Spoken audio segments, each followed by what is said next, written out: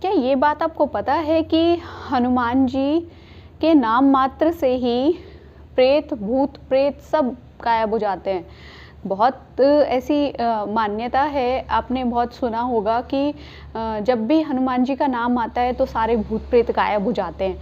मगर क्या आपको ये बात पता है कि उनको बहुत जाप करने की, बहुत रटने की ज़रूरत नहीं है।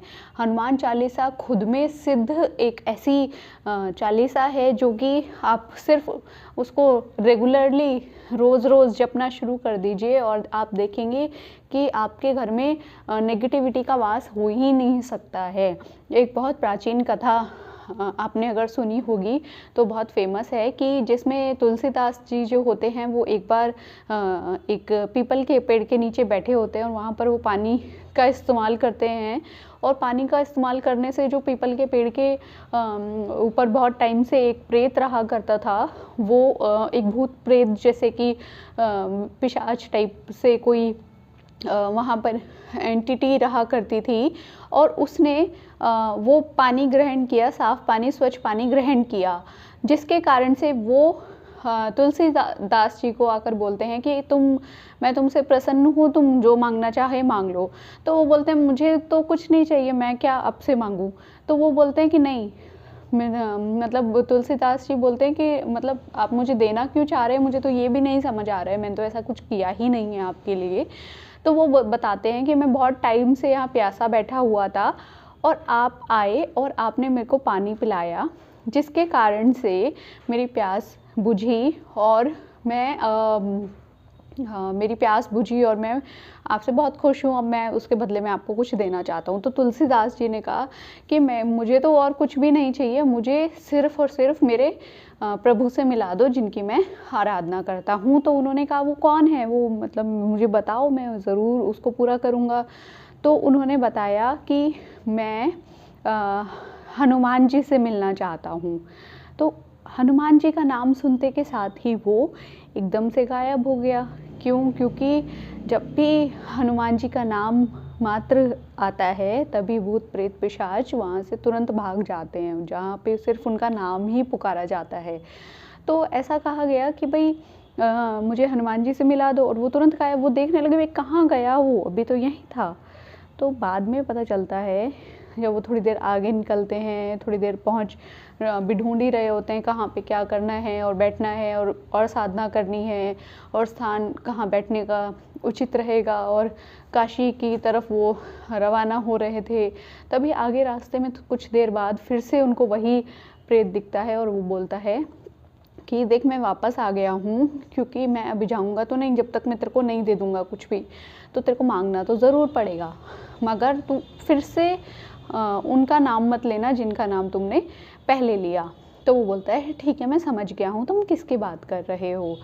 तब तुलसीदास जी पूछते हैं कि मुझे उन तक पहुँचने का तुम रास्ता बताओ। तो वो बताते हैं कि एक राम कथा जहाँ पर लग रही होंगी, काशी के किसी घाट पर राम कथा उस टाइम पर चल रही थी।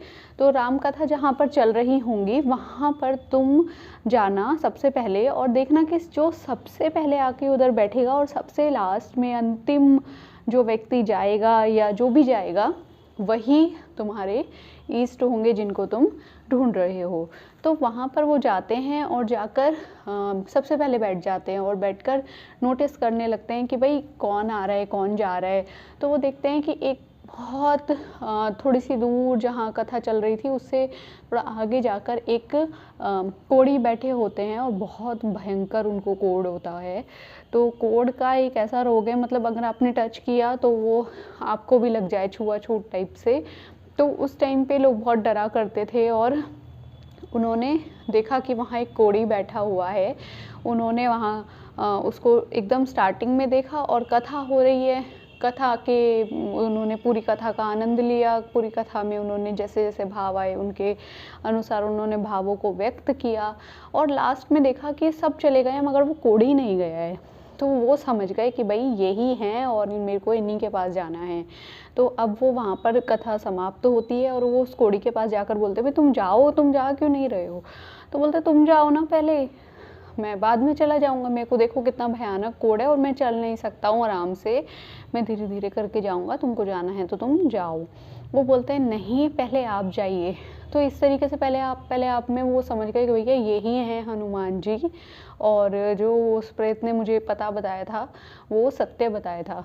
तो वो उनके हाथों अपने हाथों को जोड़ लेते हैं और हनुमान जी के पैरों को पकड़ लेते हैं और बोलते हैं महाराज अब प्रकट हो जाइए।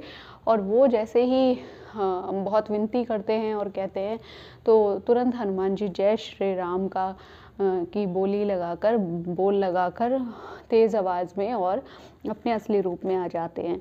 तो देखिए जहाँ पर भी श्री राम जी का ज़िक्र होगा, जहाँ पर भी श्री राम राम राम राम बोला जाएगा, वहाँ पर हनुमान जी ज़रूर होंगे। और मगर एक चीज़ अब हो गई है कि उस टाइम के बाद, क्योंकि हनुमान जी को कब पता चल गया कि भाई वो इस तरीके से दिख सकते हैं, उसने प्रेत ने उनका राज एक तरीके से लीक कर दिया, तो वहाँ पर हनुमान जी ने उस टाइम से अदृश्य होकर रहना स्टार्ट कर दिया।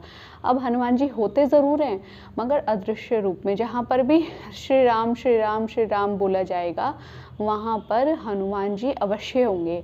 और हनुमान जी के सिर्फ नाम मात्र से ही सभी भूत प्रेत इत्यादि गायब हो जाते हैं। जहाँ पर दोनों टाइम हनुमान चालीसा पढ़ी जाती है, आप ये चीज़ ध्यान रखिए, वहाँ पर किसी भी तरीके की नेगेटिविटी आ ही नहीं सकती। और हनुमान चालीसा अपने आप में एक सिद्ध है, अगर आप उसको लगातार पढ़ते हैं तो आपको सिद्धि अवश्य प्राप्त होती है।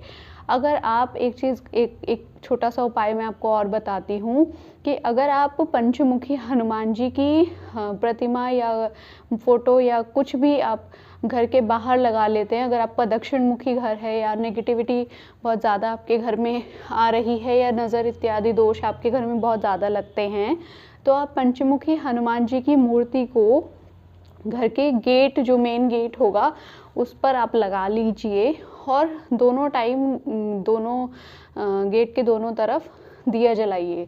दिया जलाने से और मूर्ति लगाने से आप देखेंगे कि नेगेटिविटी का वास आपके घर से हमेशा के लिए दूर हो जाएगा और पॉजिटिविटी आपके घर के अंदर हमेशा वास करेगी। तो अब बात करते हैं कि हनुमान जी को आप हनुमान जी कहकर पुकारिए तो वो नहीं जवाब देंगे। आपको जय सिया राम जय सिया राम जय सिया राम का बोली लगानी है, बोलते रहना है। तो जितना आप बोलेंगे, जितना आप मंत्रों की संख्या को बढ़ाएंगे, उतना आपके मंत्र सिद्ध होंगे। और देखिए सिर्फ हनुमान चालीसा कर लेने मात्र से ही बहुत सारी सिद्धियां प्राप्त हो जाती हैं। तो ये सत्य है कि हनुमान जी अपने आप में सर्व गुण देवता हैं, वो सब कुछ दे सकते हैं और उनके रहते किसी भय के होने की आप उम्मीद भी मत रखिएगा। अगर आपके साथ हनुमान जी हैं तो आप भय मुक्त होकर रहिए। एक चीज़ और मैं आपको बताना चाहूँगी, क्या औरतें हनुमान जी की पूजा कर सकती हैं? ऐसी बहुत सारी मान्यताएं हैं। तो देखिए औरतें उनको क्योंकि वो बाल ब्रह्मचारी हैं और कभी कभी हमारे हाथों से कुछ ऐसी चीज़ें होती हैं जो कि मतलब नहीं होनी चाहिए और हम गलती से अनजाने में या कैसे करके उनको गलत तरीके से हमने छू दिया या गलत तरीके से हमारे कुछ दिमाग में चल रहा था और हमने उनको पूजा करी या जो भी किया, ये सत्य है। मगर हनुमान जी की पूजा आप स्त्री हैं और आप उनकी बेटी की तरीके से कीजिए, एक भक्त के तरीके से कीजिए, तो आप अवश्य उनकी पूजा